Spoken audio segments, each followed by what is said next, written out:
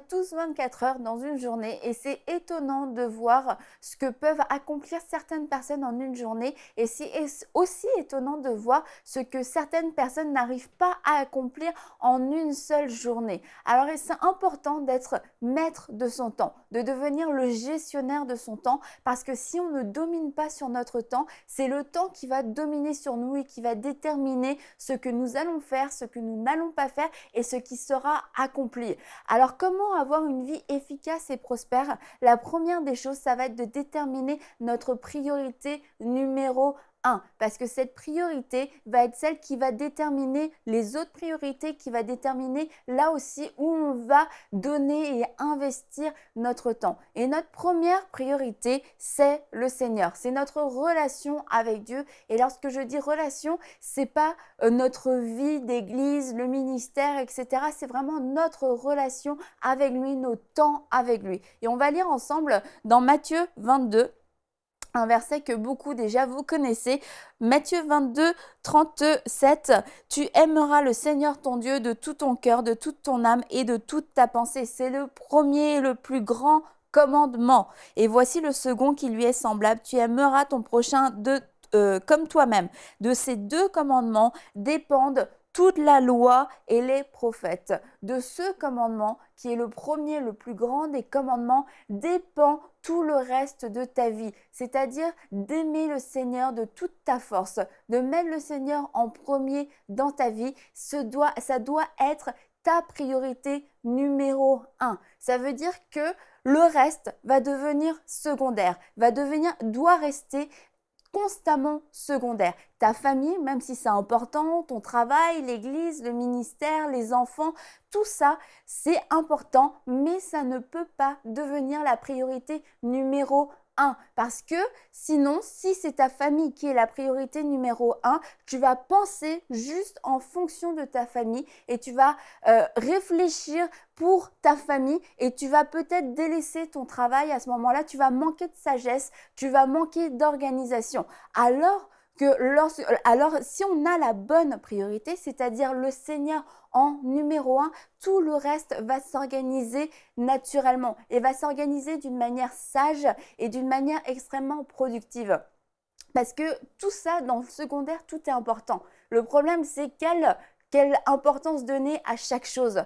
Et lorsqu'on se confie dans notre propre sagesse, lorsqu'on se fie à notre propre intelligence, on va commencer à faire les choses juste avec une pensée humaine. Si je fais ça, je pense que ça va donner tel résultat. Mais Dieu connaît exactement la saison à chaque fois dans laquelle nous sommes. Il sait si nos enfants ont particulièrement besoin de nous en ce moment et si c'est un temps où on doit délaisser des activités, on doit peut-être arrêter de rentrer trop tard du travail et on doit investir dans la vie de nos enfants parce que c'est à ce moment-là qu'ils en ont besoin. Mais pour le savoir, je ne peux pas être bloquée dans un horaire fixe. Ben voilà, moi c'est 1 heure par jour avec mes enfants parce que dans ces cas-là, on risque de passer juste à côté de certaines saisons et on va manquer de sagesse, on va manquer d'efficacité.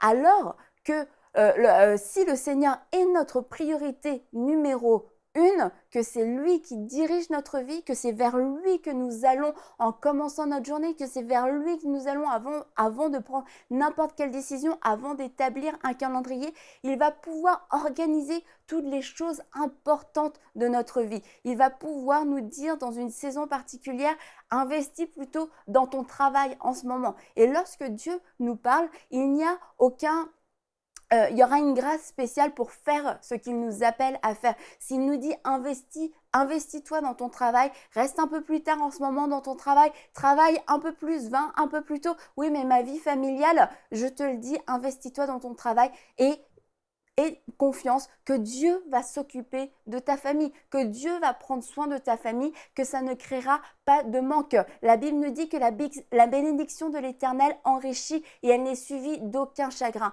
Donc lorsque Dieu nous parle, lorsque Dieu organise notre vie, nous sommes enrichis. Il n'y a pas de chagrin, il n'y a pas de perte, il n'y a pas de manque, ni pour nous, ni pour les gens qui nous entourent. Mais nous le faisons au bon moment dans notre vie et nous le faisons avec la bonne durée. Ça veut dire, ça peut être pour un certain temps, ça peut être une semaine, un mois, 2 ans, mais Dieu est celui qui va organiser nos agendas, qui va organiser notre vie. Et on peut lire ensemble dans Proverbe 28-26. Celui qui a confiance dans son propre cœur est un insensé, mais celui qui marche dans la sagesse sera sauvé. Celui qui marche dans la sagesse de Dieu sera sauvé. Celui qui marche dans la sagesse de Dieu saura exactement quoi faire au bon moment. Il ne manquera pas cette occasion où son mari ou sa femme avait besoin de sa présence. Il ne manquera pas non plus le temps au travail où il fallait travailler un peu plus pour avoir une promotion. Il ne manquera pas le temps de repos que son corps lui demandait. Il ne manquera pas le temps où ses enfants avaient besoin de lui pour régler des choses avant que ça crée des problèmes ou que ça crée une rébellion. Pourquoi? Parce que nous nous sommes confiés en Dieu qui nous a donné sa sagesse et cette sagesse-là a produit un fruit, a produit une organisation, a produit une vie efficace et prospère. Et lorsqu'on ne laisse pas le Seigneur organiser notre vie, pouvoir organiser tout ce qui est dans le secondaire, tout ce qui est important,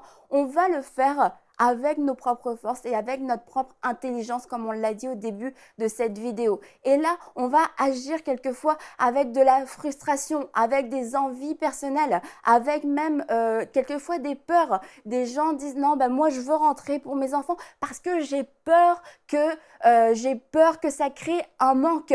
J'ai peur que ceci, j'ai peur que cela. Il faut être sage, mais dans toutes ces décisions, nous devons absolument demander à Dieu de venir organiser notre vie, de venir nous montrer quel est l'ordre divin pour notre vie dans la saison dans laquelle nous sommes et ne pas être rigide, être flexible à ce que Dieu veut faire et comment Dieu veut le faire. Et c'est ainsi que nous allons pouvoir avoir une vie efficace et une vie prospère qui porte du fruit. Pour aller plus en profondeur, vous pouvez lire et télécharger la version complète de cette pensée du jour sur le site enseigne-moi.com.